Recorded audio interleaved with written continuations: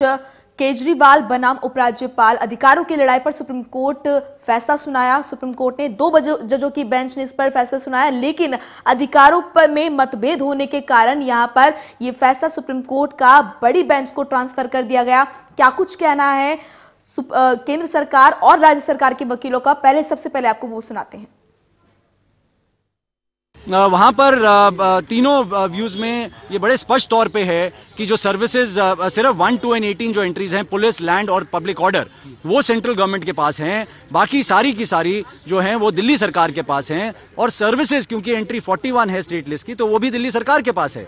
सो इसमें difference of opinion कैसे आ सकता है और क्यों आया है वो तो पढ़ के ही पता चलेगा।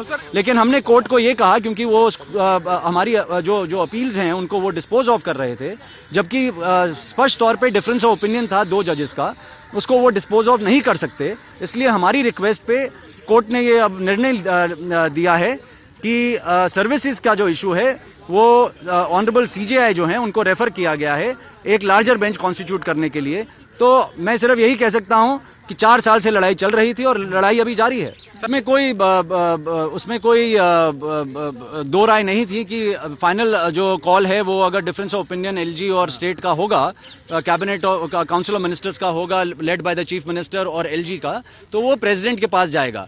लेकिन जो बहुत ही अहम बात वो ये है कि हर कोई डिसीजन जो अभी डिफरेंस ऑफ ओपिनियन क्रिएट करके फाइलें रोक दी जाती थी, वो कॉन्स्टिट्यूशनल बेंच ने भी कहा है और आज की डिवीजन बेंच ने भी यही कहा है कि हर डिसीजन पे आप अपनी जो डिफरेंस ऑफ ओपिनियन क्रिएट नहीं कर सकते। वही जो अहम मुद्दे हैं जो कि बहुत ही सेंसिटिव और बहुत ही ऑलमोस्ट ऑफ सच इंपॉर्टेंस, जिससे गवर्नेंस स्ट्रक्चर जो है वो हिल सकता है, उन्हीं मुद्दों को आप भेजेंगे और जो प्रेसिडेंट का ओपिनियन होगा वो बाइंडिंग होगा दोनों। आज जो सुप्रीम कोर्ट का निर्णय आया है उससे दिल्ली सरकार जो कह रही थी उसे गलत माना गया है। सुप्रीम कोर्ट ने बड़े स्पष्ट रूप से कहा है कि जो दिल्ली के एलजी हैं, सर्विसेज को लेके उनके पास काफी अधिकार है, लगभग सारे ही अधिकार हैं। जॉइंट सेक्रेटरी से ऊपर के अफसर की पोस्टिंग वही करेंगे। कोई काम बिना उन्हें दिखाए नहीं हो सकता। यदि एलजी साहब चाहे तो अलग अपना मतभेद भी उसमें लिख सकते हैं। वैसे भी ये तो जबरदस्ती केजरीवाल जी की सरकार दिखा रही थी। 10 साल में मुश्किल से 3 बार ही कोई मतभेद हुआ था एलजी और सरकार के बीच में। इसके अतिरिक्त एंटी करप्शन ब्यूरो स्पष्ट रूप से एलजी या केंद्र सरकार के पास है, केजरीवाल जी के पास नहीं जाएगा। कमीशन ऑफ इंक्वायरी भी स्पष्ट रूप से केंद्र सरकार या एलजी के पास है। इस पूरे घटनाक्रम से एक चीज स्पष्ट हो गई है कि संविधान के आधार पर ही दिल्ली चल सकता है। संवैधानिक प्रावधानों के आधार पर एलजी के अधिकारी को रखा गया है, माना गया है, हमेशा था, रहेगा। और केजरीवाल जी और उनकी सरकार संविधान से हट के कार्यशैली नहीं कर सकते। उन्हें संविधान के आधार पर ही काम करना पड़ेगा। सुप्रीम कोर्ट के जज पूर्ण है। तरुण कालरा हमारे संवाददाता जुड़ चुके हैं। तरुण, बड़ी बेंच को ट्रांसफर कर दिया गया है, फैसला मतभेद यहां पर अधिकारों को लेकर। बिल्कुल, अभी उम्मीद इस बात की थी कि सुप्रीम कोर्ट पूरी तरह से बुलेट पॉइंटर पे स्पष्ट कर देगा कि किस किस खेमे के क्या क्या अधिकार हैं। खेमे इसलिए कह रहा हूँ क्योंकि एलजी वर्सेस केजरीवाल ही चल रहा था अभी तक। तो उस हिसाब से देखें तो दिल्ली सरकार के लिए ये बहुत बड़ा सेटबैक है। और अरविंद केजरीवाल पिछले 4 सालों के अंदर अपनी तमाम असफलताओं को इसी बहाने से छुपाते आए हैं कि उन्हें काम नहीं करने दिया जा रहा। तो एक तरह से जो पॉलिटिकल वेपन अरविंद केजरीवाल के पास था और सार्वजनिक मंचों से जो हमला करते थे बीजेपी पर, केंद्र सरकार पर, दिल्ली पुलिस पर, डीडीए पर, एमसीडी के ऊपर, वो हथियार उनके पास अभी भी कायम रहेगा। इस पूरे फैसले के अंदर जो पिसेगी वो दिल्ली की जनता है।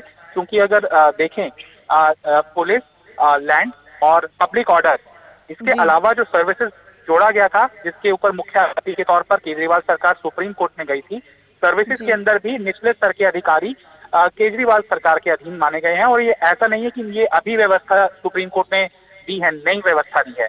ये चलन जब से 93 से जब से दिल्ली की सरकार बनी है, दिल्ली को विधानसभा मिली है, तब से ही ये प्रोसेस चलन के अंदर है, इसी फ्रेमवर्क के अंदर सभी सरकारें, खुराना सरकार, शीला दीक्षित सरकार काम करती आई हैं। तो अरविंद केजरीवाल उसको इस तरीके से भुनाने की कोशिश करते हैं कि उनके पास चपरासी तक ट्रांसफर करने का, उसके ऊपर कार्रवाई करने का हक नहीं है, तो ये गलत है। जो आईएएस अधिकारी हैं, दानिश लेवल के अधिकारी हैं, इनकी ट्रांसफर पोस्टिंग के अधिकार एलजी के पास ही रहेंगे, और अगर कोई डिफरेंस ऑफ ओपिनियन होता है तो एलजी की राय ही प्रिवेल की जाएगी। तो आगे इसको इस तरीके से भी समझा जाए कि अभी जो न्यायपालिका के अंदर जंग चल रही है वो पूरी तरह से खत्म नहीं होगी। 5 बेंच के फैसले को 2 बेंच में ट्रांसफर किया, 2 बेंच ने मामले को 3 जजेस की बेंच के ऊपर ट्रांसफर मामला किया है।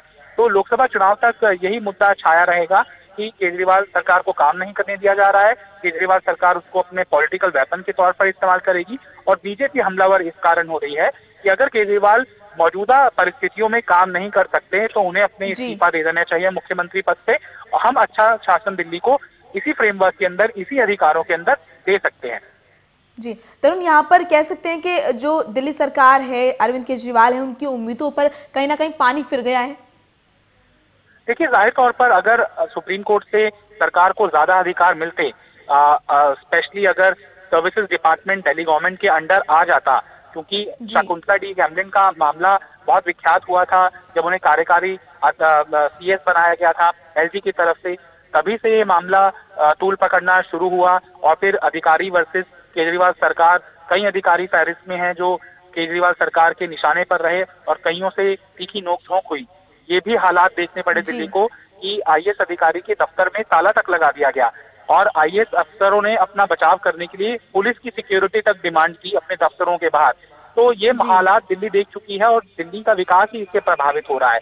तो अरविंद केजरीवाल अगर सुप्रीम कोर्ट से आज उन्हें राहत मिल जाती तो अपनी जीत के तौर पर उसको प्रचारित करते और ये कहने की कोशिश करते लोकसभा के अंदर वोट मांगने के लिए कि देखिए अब मेरे हाथ पूरी तरह से मजबूत हो गए हैं, अब मैं दोगुनी रफ्तार से काम करूंगा। और अधिकारियों को भी डर रहता कि केजरीवाल उनके ऊपर कार्रवाई कर सकते हैं, लिहाजा जो सरकार कह रही है बिना अगर वो उनको बुक्स के ऊपर ठीक भी नहीं लग रहा है, रूल्स के अंदर ठीक नहीं लग रहा है, कानून भी ठीक नहीं लग रहा है, लेकिन केजरीवाल जो कह रहे हैं उनको हमें फॉलो करना चाहिए। लेकिन अब ऐसी स्थिति नहीं है। जो आईएएस अधिकारी सरकार की बात से इत्तेफाक नहीं रखते थे, कानूनों का हवाला देते थे, नियमों का हवाला देते थे कि यहाँ पर आप ये नहीं कर सकते हैं, ये अधिकार आपके पास नहीं है, हम अगर ऐसा करेंगे तो सेंट्रल गवर्नमेंट से कॉन्फ्लिक्ट हो सकता है। लिहाजा अब अधिकारियों ने भी चैन की सांस ली होगी कि हम केजरीवाल सरकार के अधीन नहीं है, हमारी कार्डर अथॉरिटी होम मिनिस्ट्री है और एलजी के थ्रू ही हमने काम करना है। लिहाजा अब केजरीवाल बेशक उसको राजनीतिक मुद्दे के तौर पर बुलाने की कोशिश करें, लेकिन दिल्ली के अंदर अब बुलेट पॉइंटर्स के अंदर अधिकार तय हो गए हैं। अब लार्जर बेंच कब इस मामले की सुनवाई पर फैसला देती है ये भविष्य ही तय करेगा, लेकिन मौजूदा स्थिति के अंदर केजरीवाल को इन्हीं फ्रेमवर्क के अंदर, इन्हीं अधिकारों के बीच में काम करना होगा, और काम डिलीवर अगर नहीं हुआ तो जनता जवाबदेही भी उन्हीं की मानेगी। क्योंकि जमीनी स्तर पर आईएएस अधिकारी तो ब्लूप्रिंट तैयार करते हैं, दानिश अधिकारी एक खाका तैयार करते हैं, जमीनी जो काम है वो दास कैडर को और ग्रेड 3 और 4 के कैडर को ही करना पड़ता है, तो जमीन पर तो वही कैडर है। तो सरकार ये अपनी असफलताओं को छुपाने की कोशिश करे कि नहीं आईएएस अधिकारी हमारे नहीं सुनते इसलिए कोई स्कीम फेल हो गई या इसलिए वो स्कीम लागू नहीं हो पाई, तो ये गलत है। बिल्कुल। और तरुण, बड़ी बात जो सामने आ रही है, जिन अधिकारों के लिए ज्यादातर लड़ते थे अरविंद केजरीवाल, चाहे वो लॉ एंड ऑर्डर हो, जमीन हो या फिर बड़े अधिकारियों की नियुक्ति हो, वही अधिकार जो है उनको नहीं दिए गए।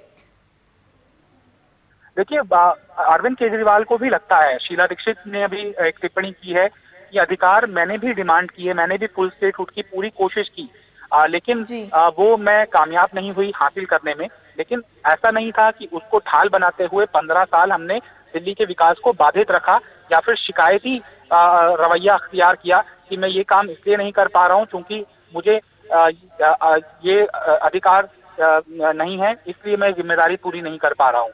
तो शीला सरकार ने इन्हीं अधिकारों के बीच में दिल्ली का विकास करके दिखाया है।